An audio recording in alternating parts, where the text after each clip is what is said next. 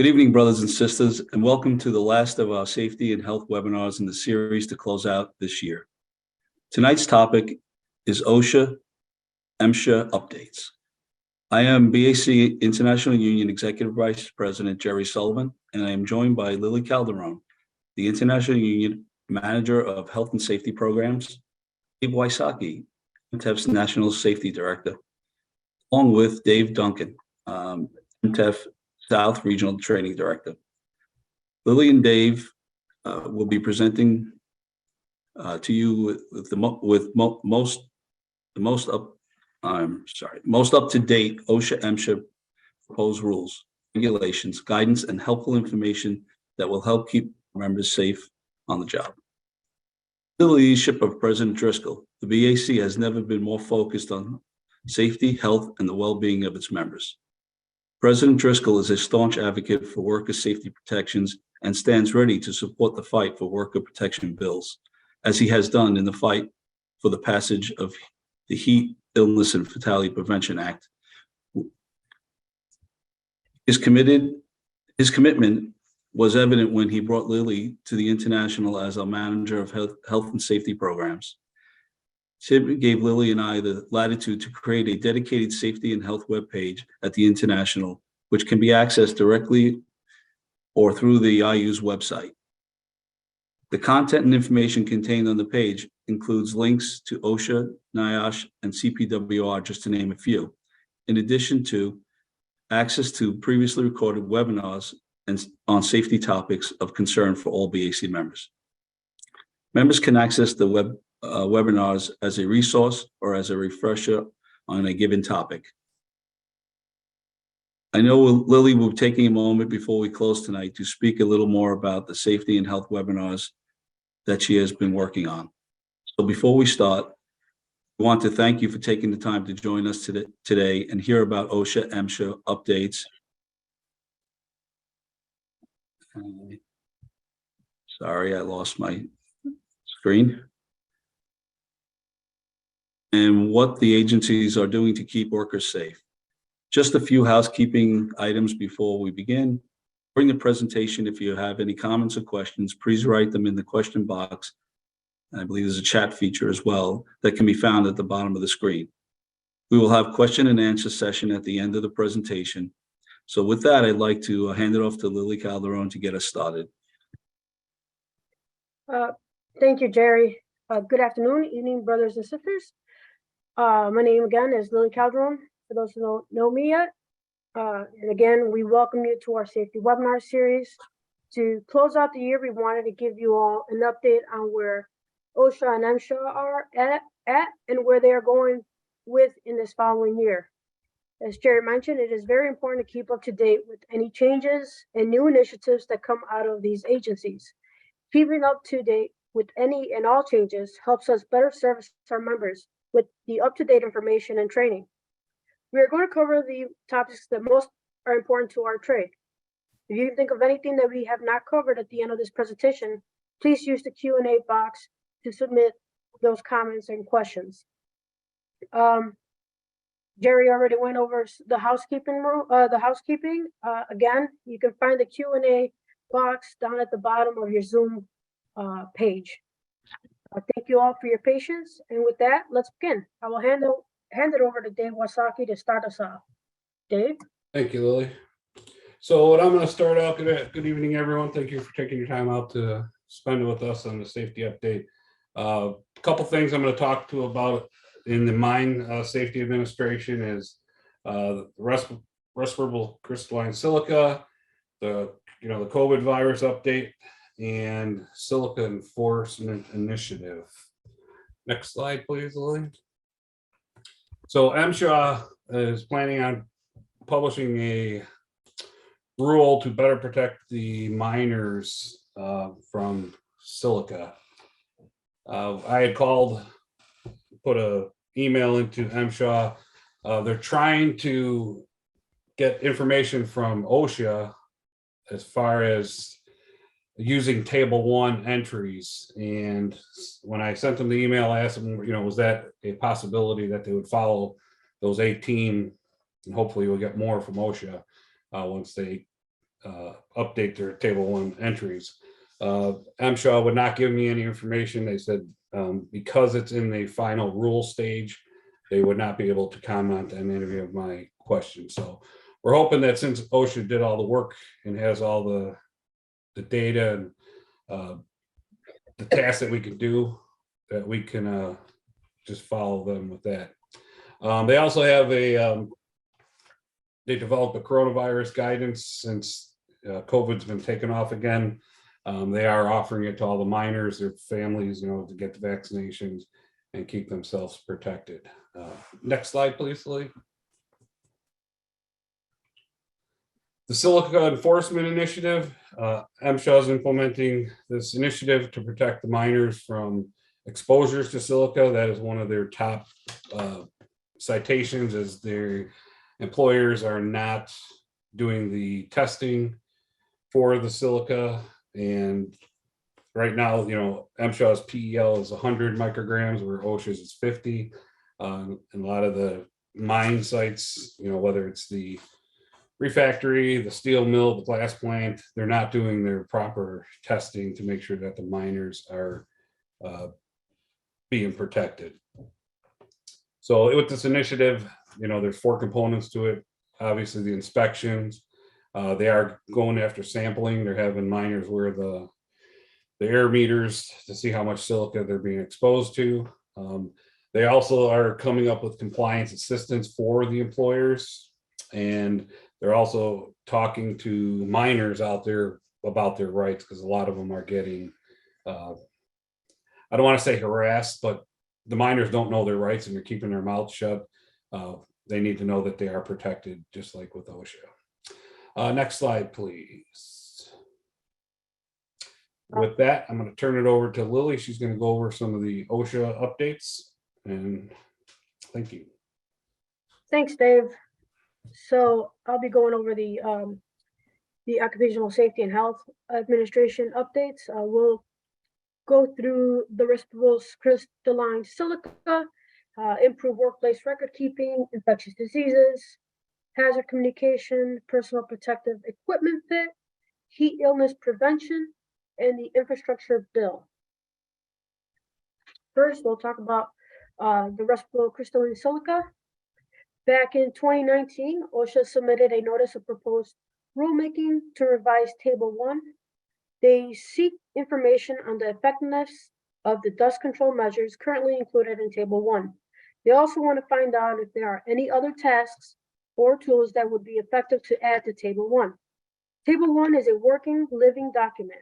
As we continue to advance with newer technology and materials, this table will continue to need revisions. OSHA moved this item to a long-term action on its regulatory agenda in the spring of this year. Long-term action means that we will not see any changes to Table 1 for at least the next year.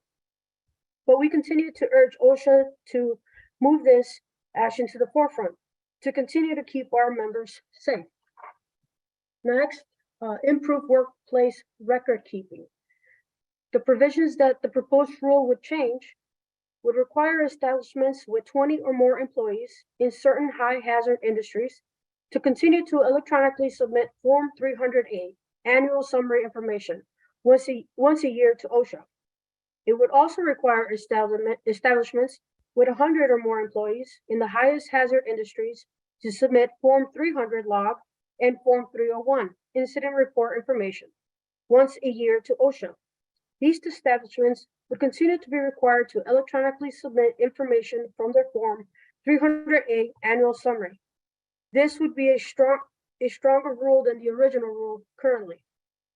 In addition, establishments with 250 or more employees, not in designated high hazard industries, would no longer be required to electronically submit record keeping information.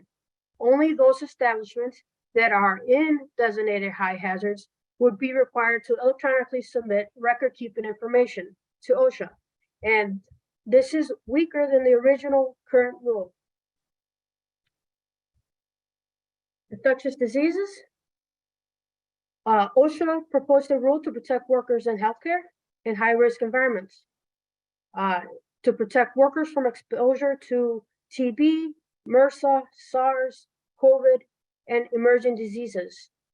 OSHA plans to issue a Notice of Proposed Rulemaking, or NPRM, in May of 2023.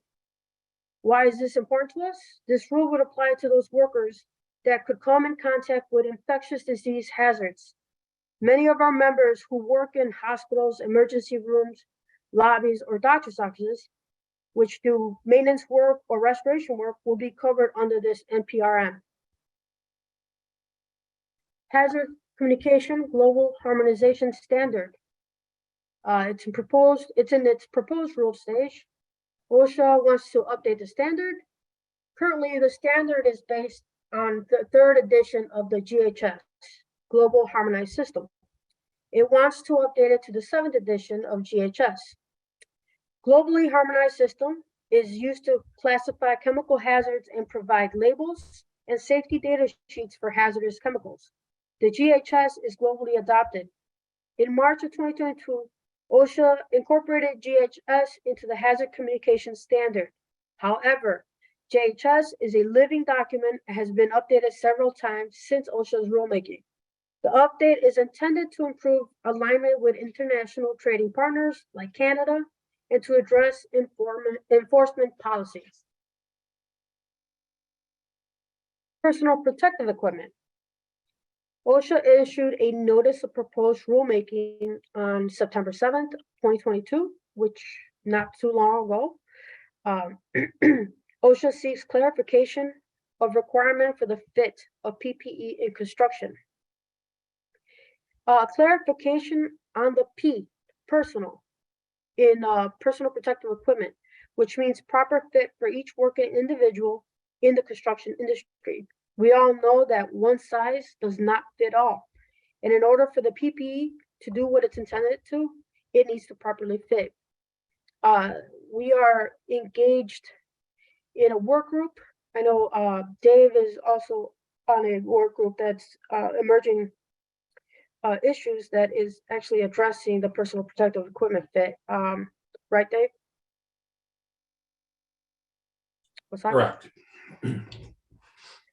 So, I mean, we're engaged because we know that this is an issue, not just personal PPE for women, but for our brothers who we are all different sizes, right? So the equipment needs to fit us correctly in order to do its job.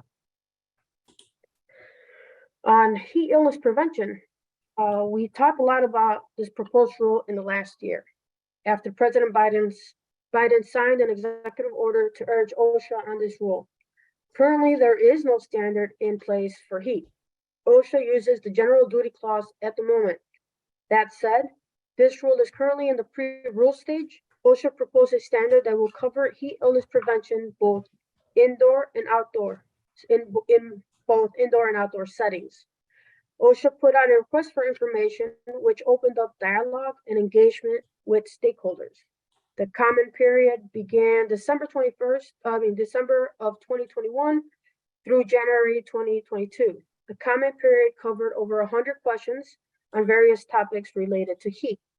The BAC submitted comments during this period, and we continue to participate in heat illness work groups. While we wait for the standard ruling, OSHA has launched their heat illness prevention campaign. The heat illness prevention campaign provides general education, infographics, and resources, which can be found on the OSHA website. We can look forward to this proposed rule to move quickly on a ruling. I'll hand it over to Dave to talk about the infrastructure webpage. Thank you, Lily. Yeah, so just a couple slides about the OSHA infrastructure webpage. When President Biden introduced the American Jobs Plan, it was immediately called the Infrastructure Plan due to its investment funding for roads, rails, bridges, and more. But most important, safety, the professionals, and the employers. The plan would also strengthen OSHA and other agencies to the tune of $10 billion in funding for enforcement, as well as increased penalties for workplace safety violations. So what does that mean for us? We as the BAC, MTEF, and IMI, we need to be prepared to train the new and upcoming workforce, as well as our seasoned journey workers. whether it's a new material coming out, maybe a new hospital being built, new school, maybe a fall protection system, new scaffold system. Us at all our training centers out there, we need to make sure we are prepared on the training end of it. So on the ACOSH committee, we addressed OSHA. We have 3 work groups. One is the infrastructure work group. We have one that does emerging and current issues. And then there's one work group that deals with training and education. So with the ACOSH committee, we went to OSHA and said, we need to come up with a web page.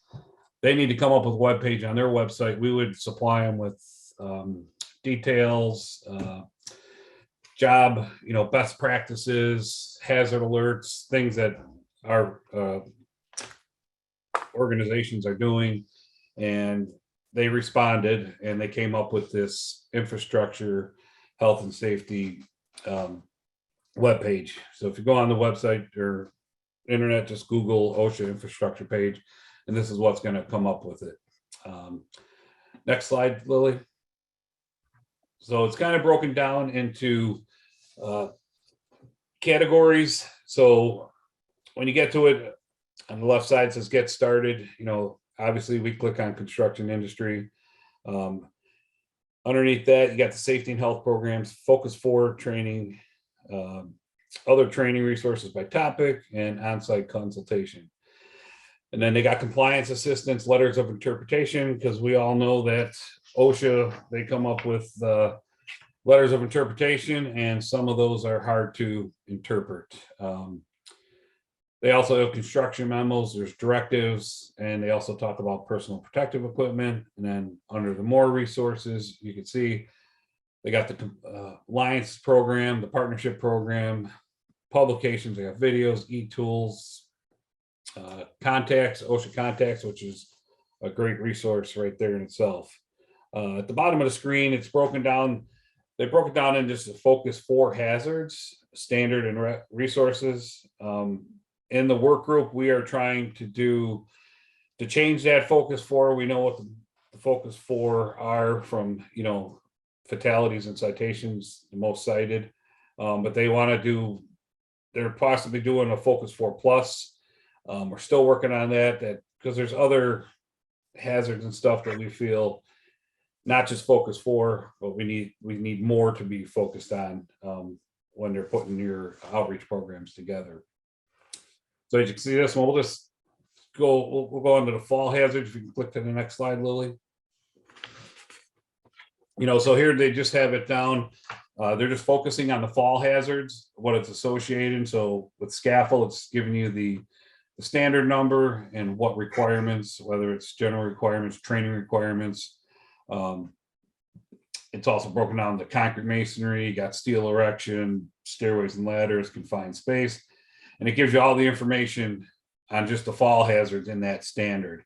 And as far as what OSHA has on their website, there's videos, handouts, hazard alert cards, on the related information on the right there, you can see that's all a great resource for every one of our members out there, every one of our instructors. Any BAC member needs to know about this infrastructure webpage. And with that, I'm going to turn it over to Lily Calderon. Thank you, Mr. Wasaki. Those who are updates for MSHA and OSHA, I am pleased and elated to present to you guys our new safety webpage at the IU.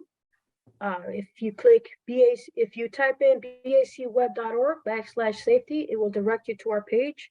Or you can go to the website itself, bacweb.org, and click on About Us, and scroll down at the bottom there, it has safety and health, and it will direct you to our page. That is the front page when you get onto that page. Again, this is new. We just launched it a couple of weeks ago. It's a great place to find our videos for this, this series that we put on for the last year. Also some resources that we have, any updates, kind of like what we're doing right now, any updates that pertain to us that are of interest to us. anything that changes will be on this site. And just so that we see how that video page looks, you can also type in bacweb.org/safety videos, and it will take you directly to our webinar series. Here you'll find all our videos that we've had, all our webinar videos that we've had all year. This will make it easier to share, to revisit, to rewatch. We hope that you come on here and are able to show and share these videos with our members, our contractors, and any trainers that we have out there, and BAs that would like to share that with their people. I'm excited. We're gonna be adding more things to it. I just want to let you guys know that it is up and running. And with that, we'll jump into our Q&A. Here you'll find our contact information if you have any additional questions that we might not get to today, or you think of it at a later date. This is my information, Dave Wasaki's information, Jerry's, and Dave Donkin's information. Again, thank you all. And then I'll open it up for Q&A. Sorry. So Lily, I just want to thank you. I don't know if you can hear me, but I can't turn my camera on again. I want to thank you for all your hard work on the safety webpage. It looks great, and I hope that anyone that's on this call has the opportunity to use it. There are definitely great resources there. And I want to thank you and Dave for bringing us up to speed on these important updates. We will get started with the questions, and I have a question here that I will read. What are OSHA's current requirements for heat safety? I'll take that one, Lily. Right now, they're, like Lily talked about, they're proposing to get a heat standard put together. But right now, what OSHA is looking for, they have in their thing, they want people to know, whether it's supervisors or foremen, to know the knowledge of the hazard of heat stress, recognition of predisposing risk factors, like if there's a person that's more susceptible to the disease, danger signs and symptoms. They have that in there as far as, the supervisory, what to look for, awareness of first aid procedures, having somebody on site for first aid, the potential health effects of heat and stroke, employees' responsibility in avoiding heat stress, whether they're using, an engineer, maybe they can change a task that they're doing with an engineering control or administrative control. Also, using drugs. A lot of our members are on medication, and unfortunately, the heat affects that, and it affects that person that's taking those drugs. So those are some things that OSHA has in their right now, that what they want people to look for, have some type of knowledge of, the dangers of heat safety. Right. Along with that, Dave, there's a question on, does the heat rules change by state? Some states do have heat standard. I believe Washington State does. California has one. Minnesota. Oregon, I believe. Is it Oregon? Yeah, there are a few states out there that do have their own heat standard already in effect. So that's a really good question. And to add to that, so OSHA rolled out its national emphasis program in April this year. It lays out inspection and enforcement priorities to reduce heat illness and exposure. It emphasizes access to rest, water, shade, introducing workers to acclimatize to the job, and it emphasizes proper training on the heat hazards. So right now, to kind of go with that question, right now it applies, it's in effect, and it applies OSHA wide. That means everywhere under federal OSHA's jurisdiction. States with federally approved state OSHA plants are not required to adopt an NEP, but if they do so, they have to adopt provisions at least as stringent as the federal national emphasis program. Because like Dave said, California, Washington, Oregon, they have their own standards. And there are other states that are trying to get a standard put together on those state-run OSHA programs.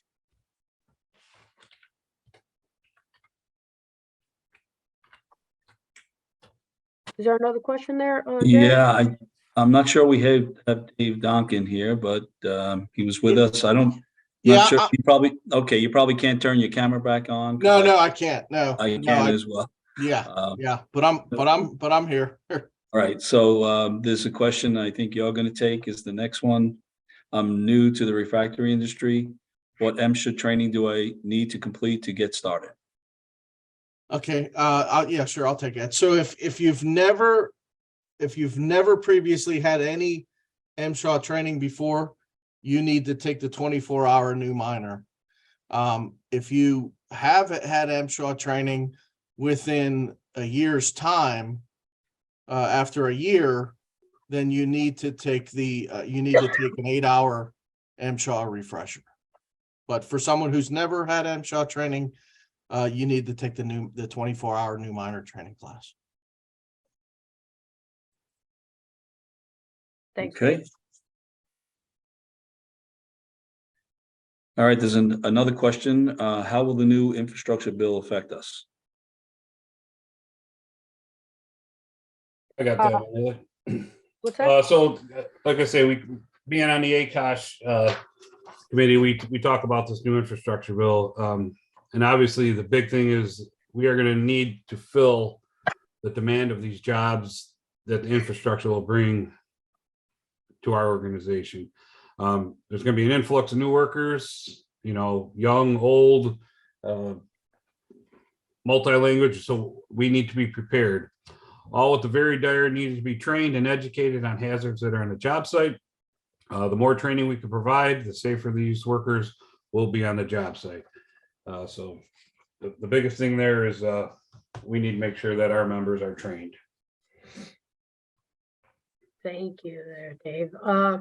We have another question that came in. Are they going to make a different route for becoming an MSHA instructor?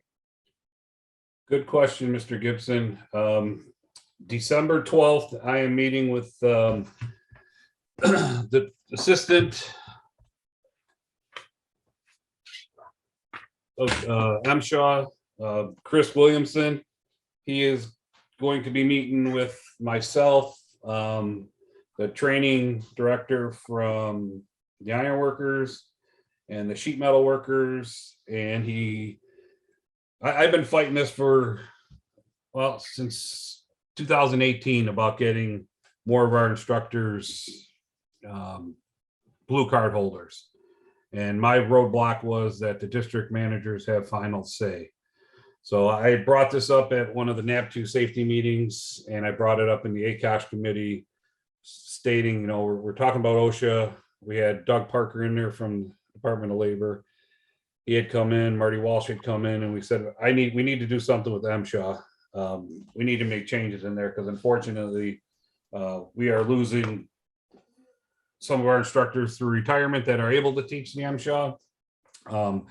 So I actually have a call tomorrow morning with NAP2, and we're kind of getting our ducks in a row for our meeting on the 12th. And we will definitely, if something pops up out of there that, yes, we're going to get more instructors, or they're going to take maybe one of our national plans and it could be used across the board. And then my argument's going to be is, we have our OSHA instructors that are outreach trainers.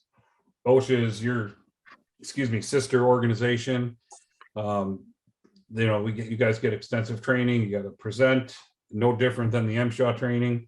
We're still messing with the same hazards, job site hazards. Why can't our instructors, if they're already outreach instructors for OSHA, get a little education? We can do a train to trainer, and why can't they become outreach instructors? So hopefully after our meeting, December 12th, hopefully by the end of the year, we'll get some type of response back from them.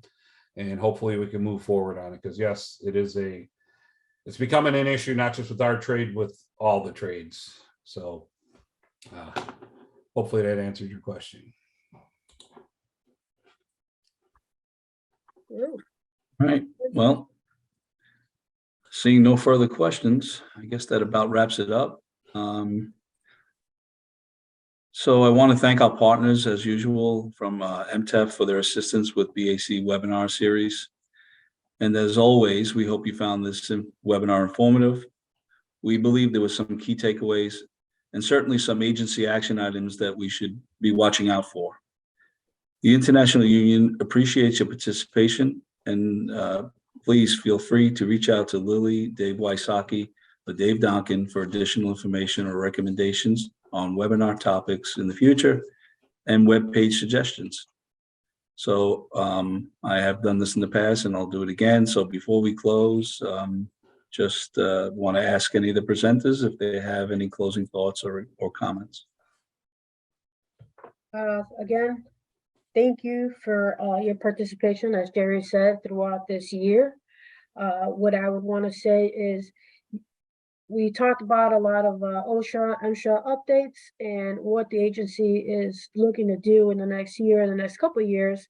That is why I encourage all of you to keep up to date with your OSHA 30 training, so that you're up to date with the most recent stuff that comes out of that agency. So I encourage you guys to do refresher courses so that we keep ourselves engaged in that. And happy holidays, and thank you again. Yeah, that's what I was just gonna say. Everybody, thank you, and have a Merry Christmas and a Happy New Year. And we'll see you after the first of the year. Yeah, I as well just want to say, Merry Christmas, Happy New Year to everyone. Thank you everyone for coming. I know just as all of us do here, the importance and safety of our members is paramount, right? It's that's what we're here to do, make sure that our members are safe. So I appreciate everyone taking the time out. And one thing I do want to mention for some of the instructors, OSHA 500 instructors, I'm sure Dave had mentioned it last time, but the grace period has lapsed. So make sure you're up on your, when you expire. Instead of don't wait for someone to reach out to you. Make sure that you're when you're coming up. That way we can schedule you to get you in to get you your refresher. So. Okay, with that, I thank you very much for all your participation, and please stay safe